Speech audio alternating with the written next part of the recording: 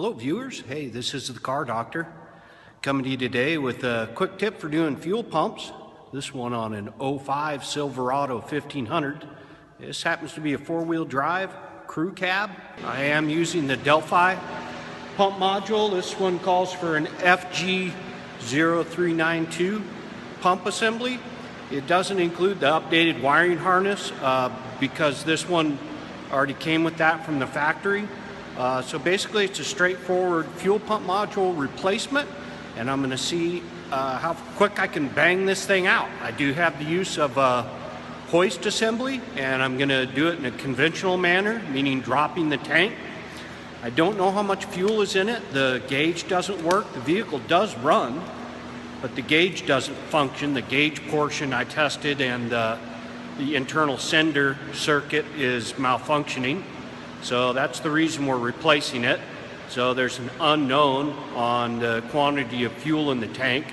I'm going to try to determine that as I support it and loosen the tank securing straps so that I can make a call as to whether or not to siphon some fuel out.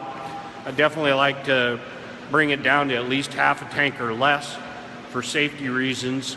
I do have a transmission jack that I'll be supporting it with, and I will be raising it on a two-post hoist and supporting the vehicle that way. There is other methods of replacing. You've probably seen it done before. Lifting the bed of the truck is an option, especially if you have the manpower to pull the bed up. A lot of people remove all the bolts except for the rear two and just loosen those in the back of the bed and then tilt the bed back and access the pump module from up top that way. It's a hit and miss deal. If you've got corrosion, that can be really tough doing the bed bolts. If you've got corrosion, if you've got a trailer hitch assembly that gets in the way, interferes with removing the back two bolts. And also it's a safety issue when you have the bed tilted that way, and if it happens to come down while you're underneath it, it'll just chop your head off. So anyway, this is my way of doing it here today on this particular application, and we're just going to see how long it takes us to do it, basically by following the book on this one. So I'm going to pull this in and we're going to rack it and get to it, see how quick we can do this thing. All right, be careful anytime you're servicing a fuel system. You have pressurized fuel that can spray when you're disconnecting connectors. You don't want to use a conventional drop light because after you've spilled a little fuel on the ground and drop your drop light, that's an ignition source, and that wouldn't be good. I've known some people that have gone up in flames doing these jobs, and you want to treat this with respect. Anytime you're dealing with fuel systems, you want to relieve pressure by using the procedure outlined in the repair manual, and you want to make sure there's no ignition sources that are going to create a fire hazard. And when you're supporting that much weight above your head, you want to be careful just in general lifting practices that everything's supported properly and that you don't have stuff dropping on your head. Support your vehicle properly, use jack stands, use proper lifting procedures, and you should be able to knock this thing out and save yourself a ton of money. The Delphi pump is the only thing I'll put back in these. It's the original equipment pump. They're more and more available at a lot of your aftermarket suppliers at a reasonable cost versus what you'd pay at the dealership for the same thing. And there's online retailers as well, Amazon.com, eBay, where you can purchase this online and get it sent to you and dropped off at your door, and the only thing they won't do is put it in your car for you. But I'm going to show you how to do that and do it the right way and do it without blowing up or getting hurt, and it'll be really cool. It'll be super fun, and I'm glad you joined me for doing this, and let's see what we can do here. All right.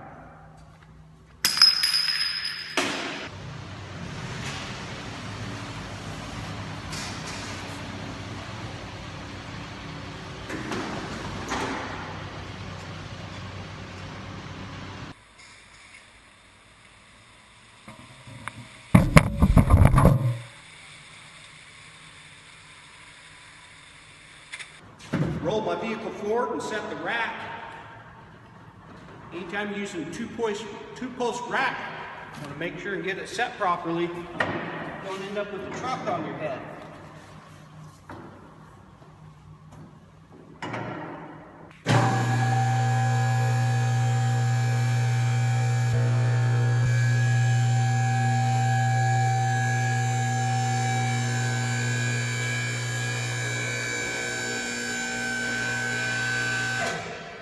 You want to open your fuel door and remove the gas cap, then remove the 3 retaining screws on the filler neck.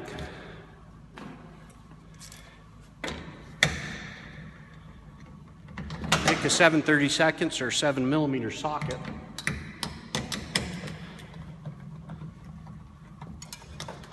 Don't drop them down inside there. You'll have to go bobbing for screws.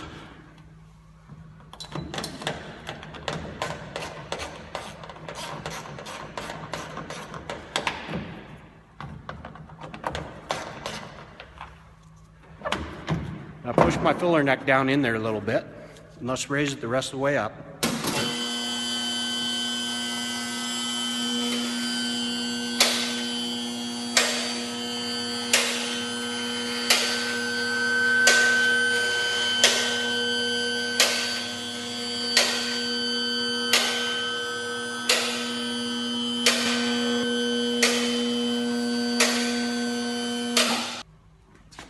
Okay, now I'm going to remove the evap system charcoal canister and the attaching lines to facilitate removal of the tank.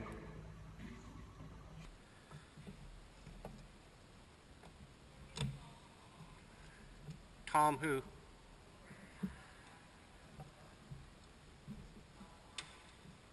No.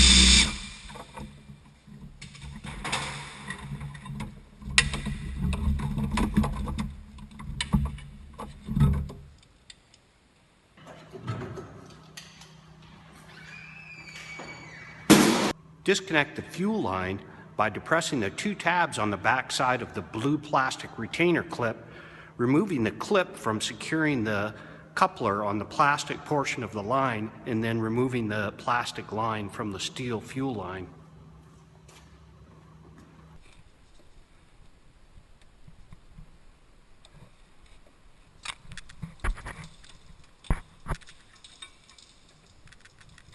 Now is when you want to be careful about fuel pressure spraying gas all over your face. This model is equipped with a tank shield. Remove the retaining bolts and pivot the tank shield down, releasing it.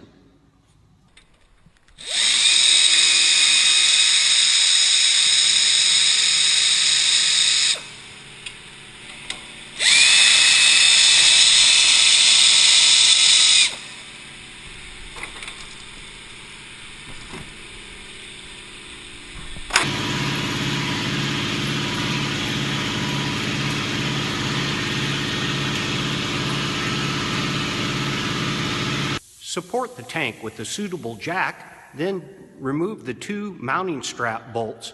In this case, they're 15mm hex heads, and I'm using a 1/2-inch impact with a 15mm wobble socket to remove them.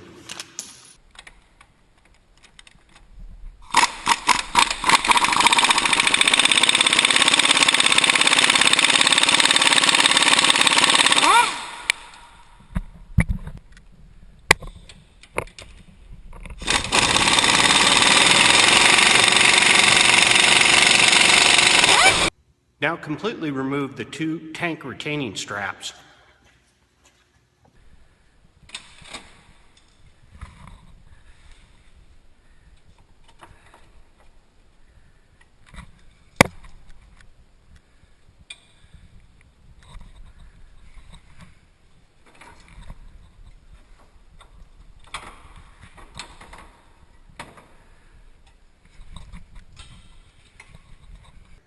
Now gently lower the tank, allowing for access to the wiring on top of the fuel pump module.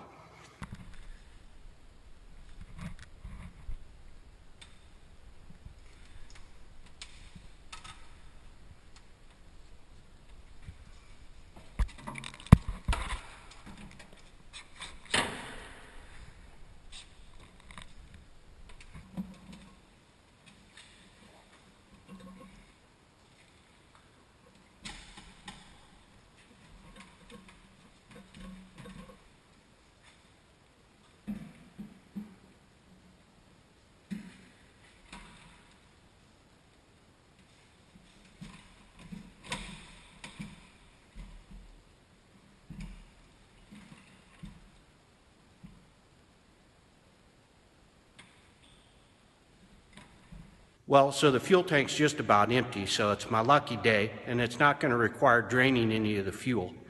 If I needed to drain some fuel at this point, though, I could remove the fuel filler tube clamp and remove the fuel filler tube and snake a siphon hose down in there and siphon some off while I got it up in the air. That'd be pretty easy. But in this case, I don't need to do it, so I'm going to see if I can access the wiring and disconnect it on top of the fuel pump module.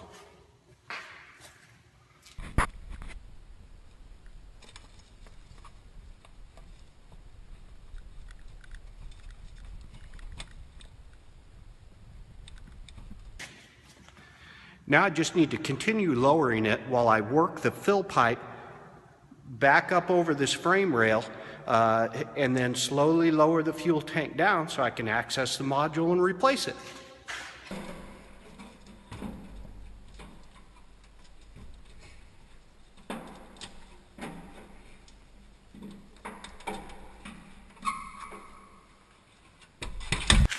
There's one little thing I forgot to disconnect. There's a ground wire grounding the upper part of the fill neck and attaching it to the frame. So I'm going to disconnect that little 10mm hexad bolt, and that'll allow me to pull the fill pipe all the way through the frame rail and lower the tank completely.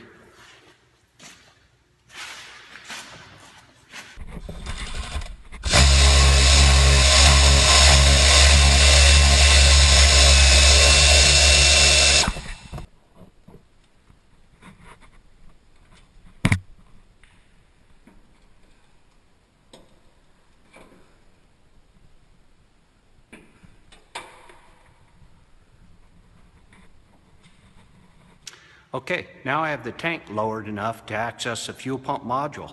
I'll disconnect the evap line and the fuel line from the module assembly itself to allow for removal of the lock ring and replacement of the pump assembly.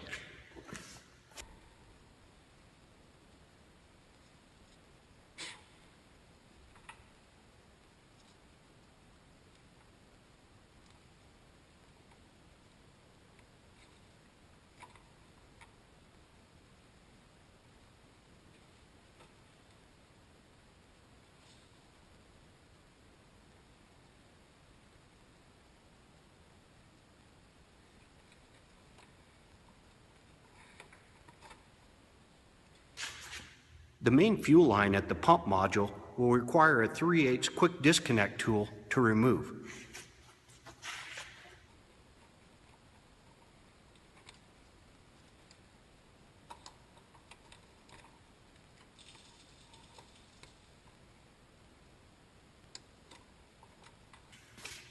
Using shop air, I'm going to blow any contamination off the top of the fuel tank so I don't get anything down in the tank when I'm replacing the module.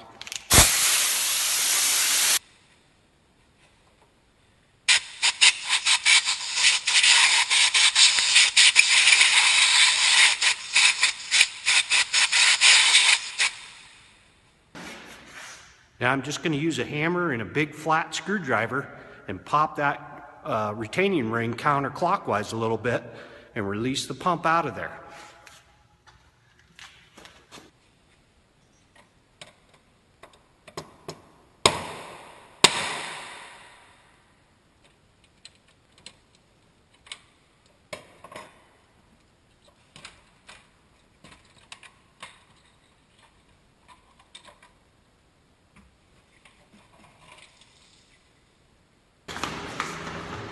Okay, I still have a little bit of contamination on top of the tank next to where I'm going to reinstall the new module.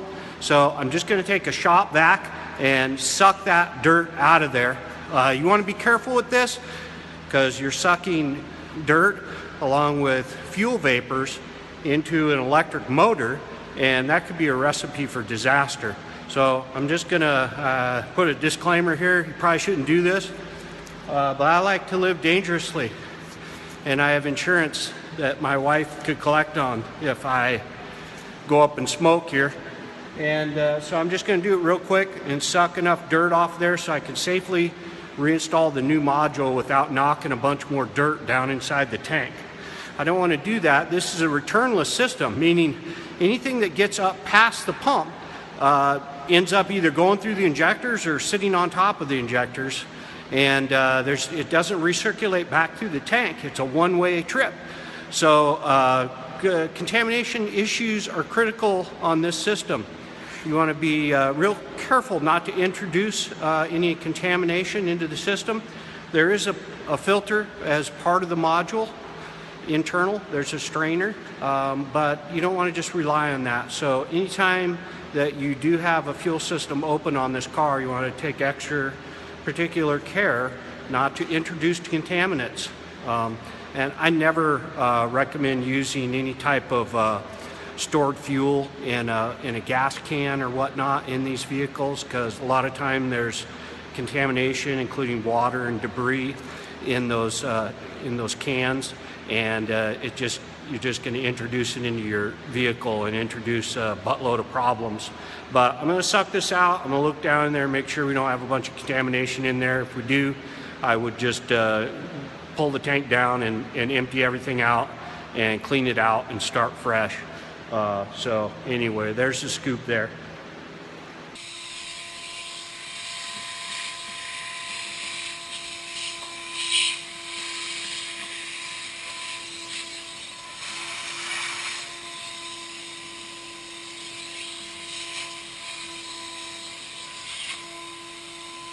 So now I'm just going to prepare this new Delphi tank module.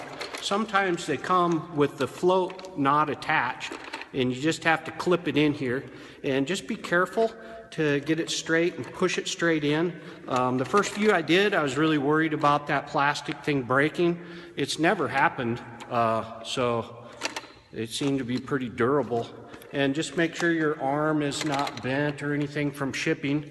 And then we're going to want to install the sealing O-ring on the underside of the module at the sealing surface there, and that will sit on top of the tank and seal the module off. And so we're going to go ahead and pop this baby in. I'm going to spray a little bit of lube on this O-ring to ease in installation, and then pop it in.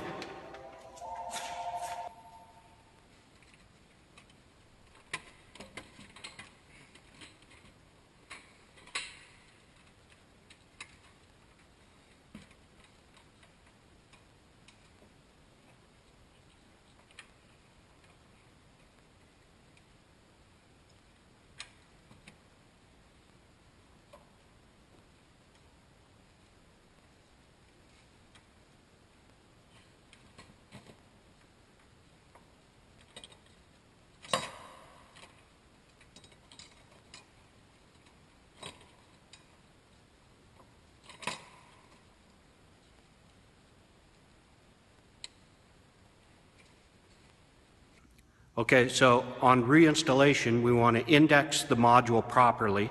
It only goes in one way. You want to make sure that your lines and wiring are going to connect properly.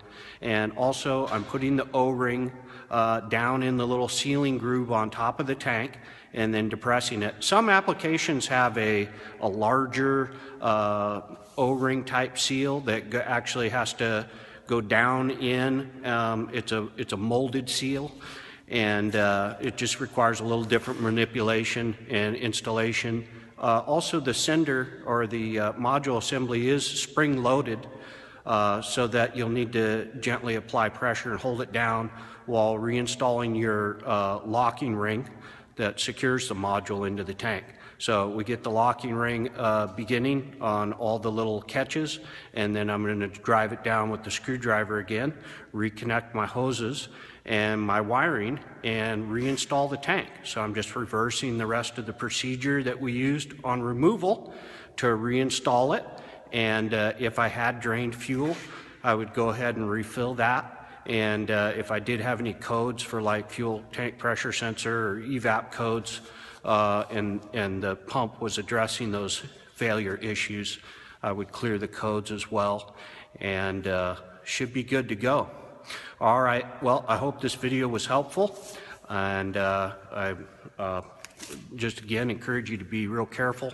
At one point when I was lowering this and I hadn't disconnected that ground wire to the fill tube and things kind of got out of hand, if that would have been full of fuel, I would have really had my hands full. So take care. You don't want to end up with a face full of gas, and you certainly don't want to end up burning your hair, burning the hair off your head. That would be, I just don't know what I would do if that happened to me. Since I have so much hair on my head. Anyway, take good care, friends. Know that God knows every hair that's on your head and wants to bless you, even as you repair cars. It can be a blessing. And I hope you learned something today. And if not, I hope you were entertained. And wish you good luck with your repairs. Thanks for watching my channel, and thank you for liking and subscribing to my channel and liking everything here.